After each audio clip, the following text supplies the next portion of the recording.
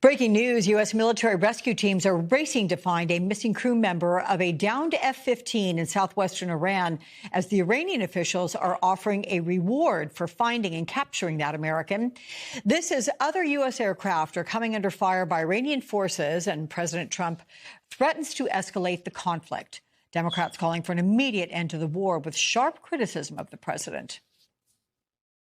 Trump is threatening war crimes. You cannot strike electricity plants. You cannot strike civilian targets. We don't do that as a United States of America. We are supposed to follow international law. That's the type of things that Vladimir Putin does. And I pray for a swift end to this war that is a war of the president's making.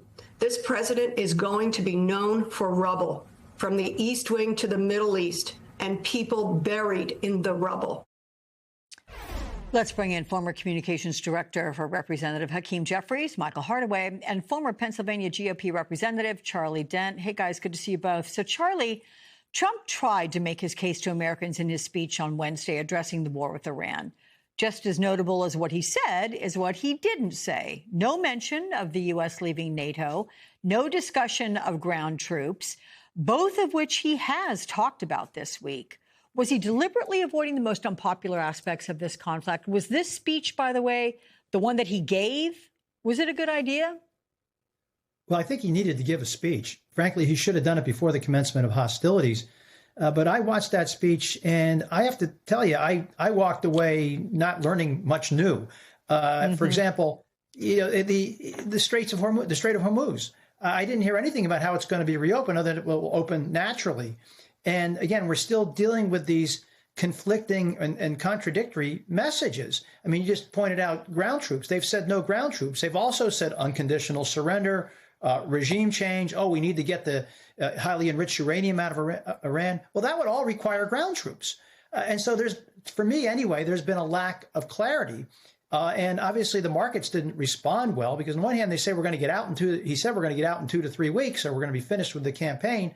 On the other hand, he's talking about bombing them back into the Stone Age. I think that might take more than 3 weeks. So again, I don't think the speech did him any good, but it's good that he did one. I don't think it helped his cause too much. Michael, I'm going to try to put something positive out here in terms of how independents will see the speech.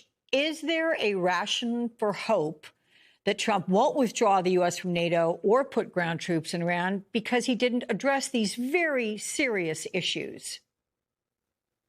I'm hopeful, but not optimistic. I looked at that speech and thought it was a disaster. Much of it made absolutely no sense. He lied throughout the speech. And so I think he probably did more harm than good with moderate Republicans and independents. As it relates to NATO, the U.S. needs to be a part of NATO. And so it is my hope that this Republican-led Congress finds the courage to at some point step up and provide some oversight and hold Donald Trump accountable and make sure that he doesn't withdraw this country from NATO, which has been incredibly helpful and important in keeping peace and stability across much of the world. Charlie, you have the president's 2027 fiscal year budget, which includes a 40% hike on defense spending to over $1.5 trillion. Will he get Republicans on board with this?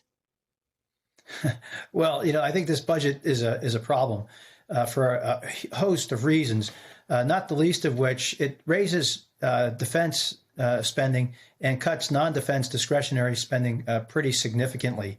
And he made those comments the other day that the federal government ought to get out of the daycare business.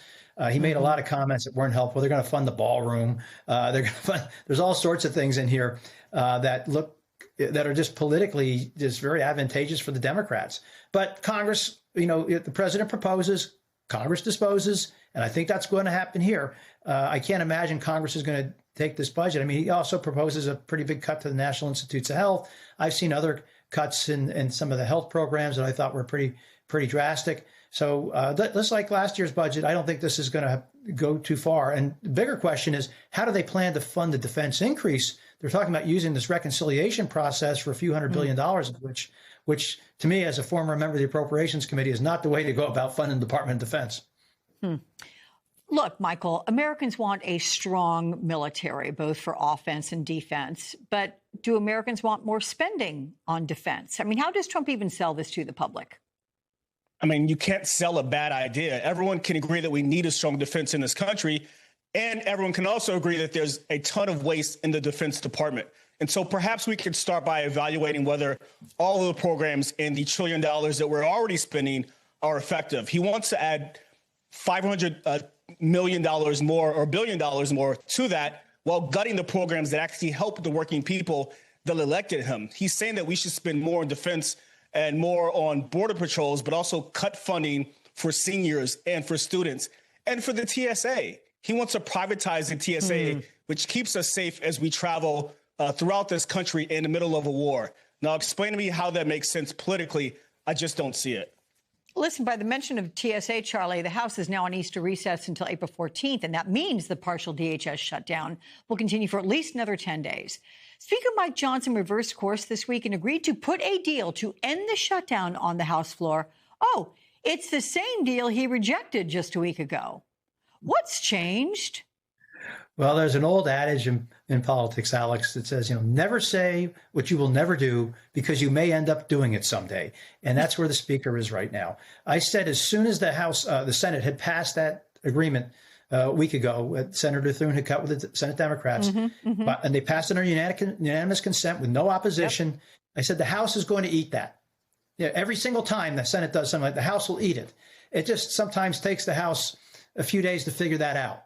And I think that's what happened here. I thought it was really ill-advised for the speaker to go out there and pan that deal, knowing that he was going to probably have to eat this. And now he's got to go back and explain to his right wing, which doesn't like the deal, why he has now changed his position. There are plenty of votes to pass this thing, but he's going to have to deal with an angry right flank. That right flank tail wants to wag the congressional dog or the congressional House, which can pass this bill pretty easily. But he's put himself in a predicament. But it's going to pass. It's just a matter of when. Do you agree? Is it going to pass, Michael? Yeah, I agree. He has no choice. He should have absolutely just supported it the first time and saved himself the embarrassment. Okay. Michael and Charlie, always good to have you both. Thank you, guys.